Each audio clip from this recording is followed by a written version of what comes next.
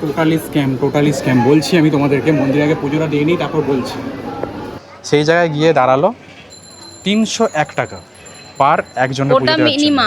Minimum 301 টাকা বা 501 টাকা। সেক্ষেত্রে আমাদের বললো যে 301 টাকা করে তোমাদেরকে মিনিমাম 602 টাকা দিতে হবে। মন্দির জুড়ে শুরু হয়েছে নতুন নিয়ম। আগামী দিনে যারা তারকেশ্বর আসবে তাদের জন্য কিছু ইনফরমেশন শেয়ার করে দিই।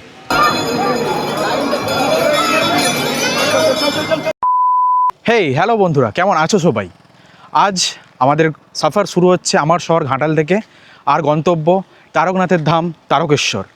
আমি আগে কোনো দিন যাওয়া হয়ে ওঠেনি আমার, এই প্রথমবার আমি যাচ্ছি। কি করব, কিভাবে যাব, কোথায় গিয়ে কি দেখব, I have no idea, but যাব, ম্যানেজ করে নেবো যাই হোক করে।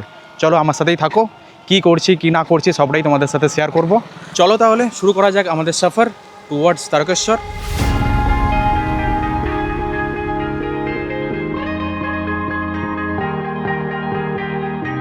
তারকেশ্বর তারকেশ্বর পশ্চিমবঙ্গের হুগলি জেলায় অবস্থিত, আর কলকাতা থেকে দূরত্ব প্রায় 65 থেকে 70 কিলোমিটার। তাই একদিনের মধ্যেই খুব সহজেই ঘুরে আসা যায়। হাওড়া স্টেশন থেকে নিয়মিত লোকাল ট্রেন ছাড়ে সরাসরি তারকেশ্বর স্টেশনের উদ্দেশ্যে। এই যাত্রায় সময় লাগে মোটামুটি 1.5 থেকে 2 ঘন্টা মতো। স্টেশন থেকে বাবা তারকনাথ মন্দির মাত্র কয়েক মিনিটেরই হাঁটা পথ।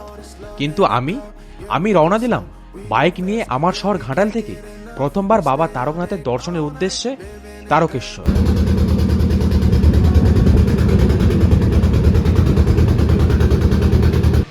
ফাইনালি এসে পৌঁছেছি আমাদের গন্তব্যস্থান তারকেশ্বরে। আর ঘড়িতে এখন সময় 2:30। বাড়ি থেকে বেরোলাম 11:30টার সময়। মোটামুটি ম্যাপ দেখেছিলাম এখানে পৌঁছতে মোটামুটি 1 থেকে 1.5 ঘন্টা লাগার কথা, বাট রাস্তায় 2-3টে জায়গায় বৃষ্টির জন্য দাঁড়াতে হয়েছে। তারপর এখানে আসার পর কোনো এক ভিআইপি আসছেন, সেই জন্য মেন এন্ট্রান্স বন্ধ রয়েছে, তাই মন্দিরের এদিক ওদিক থেকে ঘুরে ঢুকতে হলো। সেই ক্ষেত্রেও কিছুটা টাইম ওয়েস্ট হলো। তো 1.5 ঘন্টার টাইম, ফাইনালি 3 ঘন্টা এসে পৌঁছালাম মন্দিরে। আচ্ছা, আমরা তো বাইকে এসেছি ঘাটাল থেকে, বাট যারা কলকাতা বা আশেপাশ থেকে আসবে তারা ট্রেনে আসবে, তার ট্রেনের রুট আমি বলে দিয়েছি। তো এই হলো স্টেশন, আর স্টেশন থেকে বেরিয়েই এই চলে গেছে স্ট্রেট একটা রাস্তা। এই রাস্তা বরাবর কিছুটা এগিয়েই আমাদের পড়বে ডান দিকে মন্দির। তো চলো মন্দিরের দিকে এগিয়ে যাই। আর মন্দিরে যাওয়ার এই রাস্তায় দুদিকে রয়েছে ছোটোখাটো নানারকম দোকান। কিছু দোকান পার্মানেন্ট, আর কিছু দোকান এই শ্রাবণ মাসের অনুষ্ঠানের জন্য গড়ে উঠেছে। এই যে এখানে বোর্ড দেখতে পাবে মন্দিরে যাওয়ার রাস্তা, এই রাস্তাটাই চলে গেছে মন্দিরের দিকে। তো চলো যাই মন্দিরের দিকে এগোই। আর এই মন্দিরে যাওয়ার রাস্তার আগে নানারকম হোটেল রয়েছে, যেখান থেকে তোমরা নানারকম খাবার খেয়ে নিতে পারো, মানে ব্রেকফাস্ট লাঞ্চ খেয়ে নিতে পারো। আর এই দিকে চলে গেছে মেন মন্দির।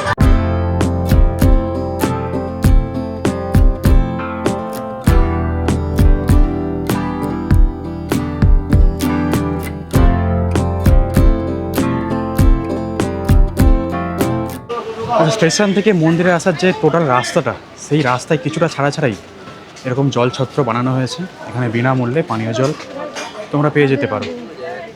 আর তাছাড়াও এই রাস্তায় দুদিকেই নানা রকম দোকান গড়ে উঠেছে।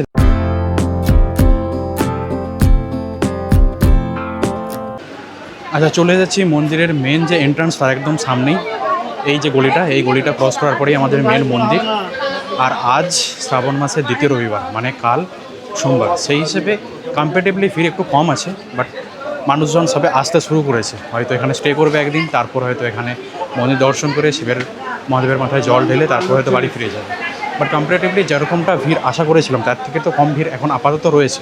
এবার এরপর এখন দুপুর টাইম, এরপর বিকেলে কী হবে সেটা বলতে পারছি না। বাট যা হবে, যা ফেস করবো, যা এক্সপিরিয়েন্স হবে সবটাই তোমাদের সাথে শেয়ার করবো। আর একটা জিনিস যেটা প্রত্যেকটা তীর্থক্ষেত্র মানে মন্দিরের আশেপাশেই হয়, এই পুজো দেওয়ার জন্য পাণ্ডাদের উৎপাত। এখানেও তাই রয়েছে। এখানে ঢোকার আগে থেকে এখন পর্যন্ত 5-6টা পাণ্ডা এসে ধরেছে যে চলো দাদা পুজো দিয়ে দেবো, হ্যান ত্যান এটসেট্রা। তো তোমরা যারা আসবে চেষ্টা করো স্থানীয় যে দোকানগুলো, মানে পার্মানেন্ট যে দোকানগুলো, সেখান থেকে থালি বা প্রসাদ বলছি, পুজোর যে ডালি হয় সেই ডালি নিয়ে ওদেরকেই বললে ওরাই গিয়ে মন্দিরে পুজো দেওয়ার ব্যবস্থা করিয়ে দেবে। তো এই হচ্ছে মেন এন্ট্রান্স। স্পেশাল লাইনের ব্যবস্থা রয়েছে 100 টাকা। আর নর্মাল লাইনে কোনো টাকা পয়সা লাগে না। হিন্দু ধর্মে শ্রাবণ মাসকে ভগবান শিবের সবচেয়ে প্রিয় মাস বলে মনে করা হয়। এই সময় লক্ষ লক্ষ ভক্ত উপবাস পালন করেন, পবিত্র জল সংগ্রহ করেন এবং বাবা তারকনাথের মাথায় জল অর্পণ করেন। বিশ্বাস করা হয় ভক্তিভরে এই পুজো করলে মহাদেব প্রসন্ন হন এবং মনের সব ইচ্ছে পূরণ করেন। তাই এবছরও শ্রাবণ মাস উপলক্ষে লক্ষাধিক ভক্তের আগমনের কথা মাথায় রেখে মন্দির কর্তৃপক্ষ ও প্রশাসন বিশেষ নিরাপত্তা ব্যবস্থা, জায়গায় জায়গায় ব্যারিকেড, মেডিকেল ক্যাম্প, পানীয় জলের ব্যবস্থা এবং অতিরিক্ত পুলিশ মোতায়েন করেছেন। আচ্ছা, এই দুধপুকুর ঘাটের সামনে এক দোকান রয়েছে যেখান থেকে আমরা প্রসাদের নাড়লি নিচ্ছি। তো সেখানে আমরা জুতো, ব্যাগ যা কিছু থাকবে সেগুলো তোমরা রেখে চলে আসতে পারো। আর ওখানে রেখে আমরা এখন চলেছি হাত পাটা ধুয়ে, তারপর পুজোর ডালি নিয়ে মন্দিরের দিকে এগোবো।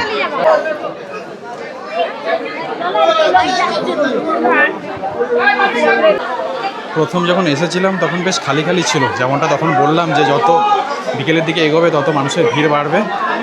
তার ভুল কিছু বলিনি, এই যে দেখতে পাচ্ছ যত বেলা বাড়ছে তত কিন্তু মানুষের ভিড় বাড়ছে।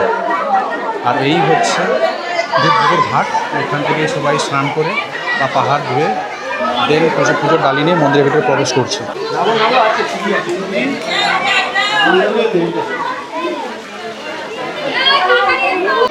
মন্দির কম্পারেটিভলি ফাঁকাই রয়েছে, হাত মুখ পা ধুয়ে নিয়েছি। এবার জাস্ট ঘাটের সামনে যে দোকান আছে ওখান থেকে পুজোর ডালি নেব, তারপর ওই দাদাই নিয়ে যাবে আমাদেরকে মন্দিরের ভেতরে। এই হচ্ছে দোকান, এখান থেকে তোমরা চাইলে পুজোর ডালি প্রসাদ নিয়ে নিতে পারো। এই হচ্ছে দাদা, ইনি এনার দোকান। তো ইনি বললেন যে পুজোর ডালি নিলে গিয়ে পুজো দেওয়ার ব্যবস্থা করে দেবে। বম ভোলে।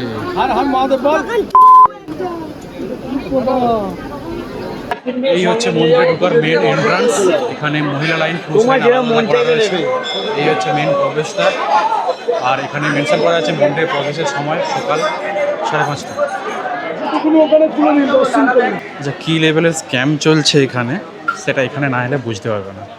প্রত্যেকটা তীর্থকের জায়গাটাই কম বেশি এরকমটা হয়ে থাকে। বাইরে, মন্দিরের ভেতরের কথা বলছি না, আমি বাইরের কথা বলছি। বাট এইখানটা যেন এক্সেসিভ। এই জাস্ট বাবার মন্দিরের ভেতরে প্রবেশ করছি, পুজোটা দিয়ে বেরোই, তারপর তোমাদেরকে বলছি কী লেভেলের স্ক্যাম চলছে এখানে। এই হচ্ছে মেন এন্ট্রান্স। তো এর ভেতরে আর ক্যামেরা অ্যালাউ হবে না। তো জাস্ট পুজো দিয়ে আসি, তারপর তোমাদেরকে এক্সপিরিয়েন্স আমাদের সাথে শেয়ার করছি।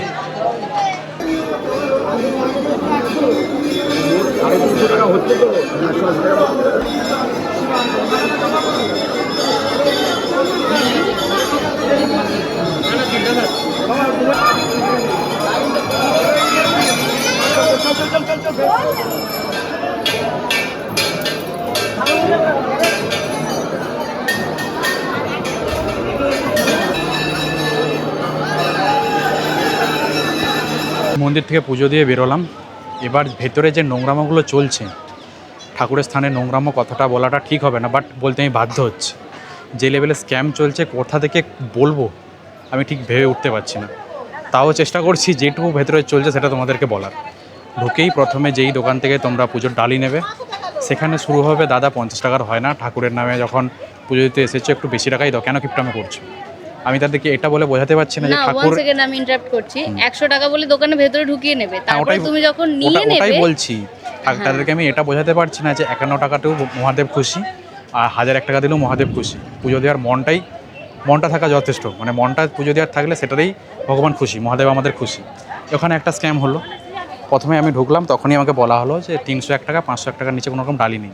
আমি বললাম তাহলে দাদা আমার তো অতটা সামর্থ্য নেই, আমি 51 টাকা বা খুব বেশি হলে 101 টাকা দিতে পারি, তাহলে আপনি ছেড়ে দিন, আমি পাশের দোকান থেকে নিয়ে নিচ্ছি। বললো না দাঁড়াও ব্যবস্থা করে দিচ্ছি বলে ছোটো একটা ডালি এইটুকু বের করলো, প্রসাদ রয়েছিল সেটা বললো যে 151 টাকা। যাই হোক দিলাম সেটা। ওটা আমি বলে নিলাম যে আর কিছু ভেতরে টাকা দিতে হবে না, তো বললো না আর কিছু দিতে হবে না, তুমি দক্ষিণে একটা মিনিমাম দিয়ে দিও। আমি ভাবলাম যে 50-100 টাকা হয়তো নেবে, ইটস ওকে। গেলাম ভেতরে, মন্দিরের সামনে গিয়ে বললো জল নিতে হবে, জল ছাড়া ভেতরে ঢুকতে পারবে না। ঠিক আছে, জল নিতে গেলাম। এইটুকু পিচ্ছি এরকম একটা ঘটি কত টাকা হতে পারে? 20 টাকা, 30 টাকা না, 101 টাকা। এইটুকু পিচ্ছি ঘটি দেখাচ্ছি তোমাদেরকে, মানে দেখিয়েছি আমি অলরেডি। ওই যে ঘটিটা, ওটা 101 টাকা ঘটি।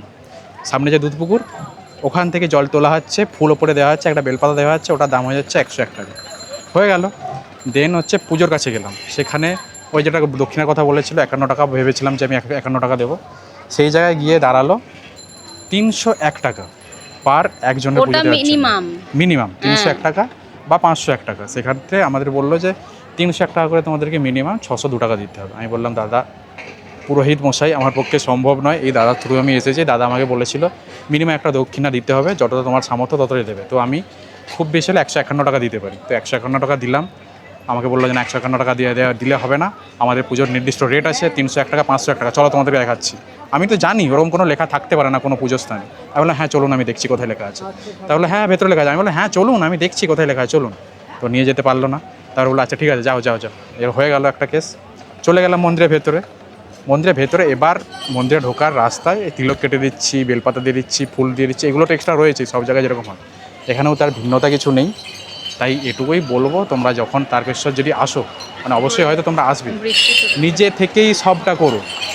জল তুলে নিয়ে এসো বা চেষ্টা করো পুকুর থেকে জল তুলে ভোলা বাবার মাথায় দিতে। ভোলা বাবা আমাদের মন থেকে যদি পুজো দেওয়ার মন থাকে সেটাতেই খুশি। 501 টাকা দিতে হবে, 1001 টাকা দিতে হবে, বড় ঘটি দিয়ে জল ঢালতে হবে, বড় প্রজারের দাঁড়িয়ে দিতে হবে, এরকম কোনো ব্যাপার নেই। তোমার যদি মন থেকে পুজো দেওয়ার সেটাই এনাফ। কি কেমন লাগলো বল, কেমন এক্সপিরিয়েন্স তো ওভারঅল ভালোই, কিন্তু মানে এই টাকার ব্যাপারটা আমার একদমই ভালো লাগেনি। এখানে টাকা, ওখানে টাকা, সেখানে টাকা, এটাই সব এবার বৃষ্টি এসে গেছে, বাকি কথা পরে বলছি। চলো আগে সেটের নিচে কোথাও একটা দাঁড়াই। পুজো দিয়ে জাস্ট বেরিয়ে এলাম। খারাপ ভালো মিলে এক্সপিরিয়েন্স, মানে মিক্স এক্সপিরিয়েন্স বলতে পারো। পুজো দেওয়ার এক্সপিরিয়েন্স ভালো, বাট পুজো দেওয়ার জন্য বাইরে যে লাইন, যে প্রসাদের ডালি, যে টাকা, সেই সবের এক্সপিরিয়েন্স খুবই বাজে। তোমাদের সাথে শেয়ার করলাম। ঘড়িতে এখন টাইম 4টা বাজে। খিদে পেয়েছে, বৃষ্টির জন্য দাঁড়িয়ে 3টে থেকে বেরিয়ে হোটেল পর্যন্ত আসার পথে বৃষ্টি এসে গেছিলো, দাঁড়িয়েছিলাম। 4টে বাজে, খিদে পেয়েছে, খেয়ে নিই। তারপর ওই দুধপুরে যে লেজার শোটা হয়, সেটা আজকে হবে কি না বলতে পারছি না, বাট যদি হয় সেটাও তোমাদেরকে দেখাবো। তো ভিডিওতেই থাকো। আমি খেয়ে নিই, একদম নর্মাল খাবার দাবার নিয়েছি। এই মন্দির প্রাঙ্গণ থেকে বেরিয়েই নানা রকম হোটেল পেয়ে যাবে, 50-60 টাকা 100 টাকার মধ্যে খাবার দাবার, নিরামিষ খাবার দাবার তবে বেশিরভাগ হোটেলেই। ভাত ডাল ভাজা মিলিয়ে 50 টাকা 100 টাকা 60 টাকা, নানা রকম দোকানে নানা রকম রেট। তো এই হচ্ছে ব্যাপার। চলো খেয়ে নিই, খেয়ে তারপর মন্দিরের দিকে যাচ্ছি, তারপর গিয়ে কথা হচ্ছে।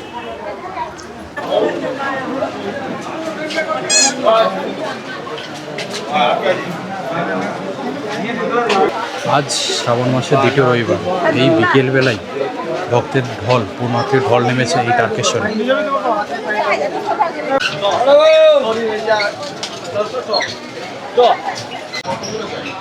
আচ্ছা, এখানে এই মন্দিরের আশেপাশেই অনেক থাকার জায়গা রয়েছে, সরকারি ভবন, যাত্রী নিবাস, নানা রকম হোটেল রয়েছে।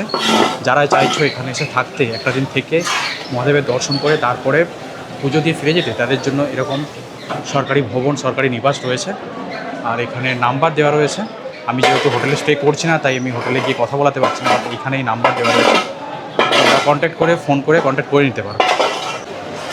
এখানে আরেকটা হোটেলের নাম্বার দিয়ে রাখছি তোমাদেরকে, সোম ভবন, এখানে নাম্বার দেওয়া রয়েছে, চাইলে কন্ট্যাক্ট করে নিতে পারো।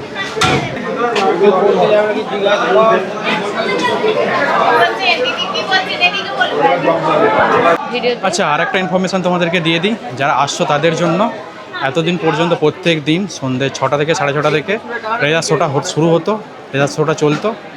বাট অতিরিক্ত ভিড় হওয়ার জন্য এই সপ্তাহ থেকে শনি রবি সোমবার টোটালি লেজার শো বন্ধ করে রাখা হচ্ছে। শনি রবি সোমবারে তোমরা যেদিন আসবে লেজার শো দেখতে পাবে, দুধপুকুরের ওপর যেটা হয় সেটা। বাট এই শনি রবি সোমবার এলে অতিরিক্ত ভিড়ের কারণে লেজার শো টোটালি বন্ধ করে রাখা হয়েছে। এই ছিল আমার তারকনাথের ধাম তারকেশ্বর ভ্রমণের টোটাল গল্প। ভিডিওটা একদম নিট আর রাখার চেষ্টা করলাম, উইথাউট এডিট। আর টোটাল এক্সপিরিয়েন্স, কীভাবে কী ঘুরলাম, কী ফেস করলাম, কী প্রবলেম ছিল, কী ভালো ছিল, সবটাই তোমাদেরকে দেখানোর চেষ্টা করলাম। আর ভিডিওটা কেমন লাগলো আমাকে কমেন্টে জানাতে ভুলো না। ভালো লাগলে একটা লাইক করে দিও। আর ভিডিওটা এইখান পর্যন্ত দেখছো মানে আমি ধরে নিতেই পারি তোমরা মহাদেবের ভক্ত। তাই মহাদেবকে নিয়ে আরও 2-1টা মন্দির আমি অ্যাড করে দিচ্ছি স্ক্রিনের ঠিক এই জায়গায়। আমি একটা ভিডিও অ্যাড করছি যেখানে তোমরা একসাথে দর্শন করতে পারবে মহাদেবের 12 জ্যোতির্লিঙ্গের মন্দির। আর এই জায়গায় অ্যাড করছি এই হুগলি জেলার আর একটা মহাদেবের স্থান, দ্বাদশ ঘাট মন্দির। আজকের মতো এখানেই শেষ করছি। দেখা হবে নতুন কোনো জায়গার নতুন কোনো গল্প নিয়ে। Till then, stay healthy and keep travelling.